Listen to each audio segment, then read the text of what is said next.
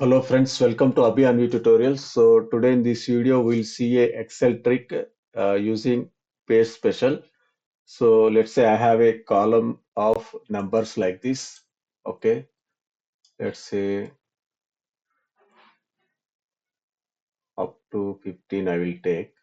So my goal is I want to display percentages of these numbers. Like I want to display 1%, 2%, 3%, up to 15%. So let's see how to do it with the paste special. So let's take, so first we have to divide these numbers with 100. Okay.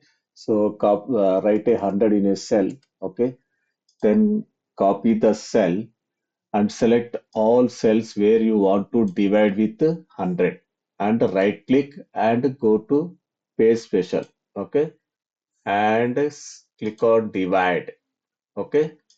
So you'll get all these numbers. Okay. Then what you have to do is select all these numbers and use control. Okay. Control. Let me write here.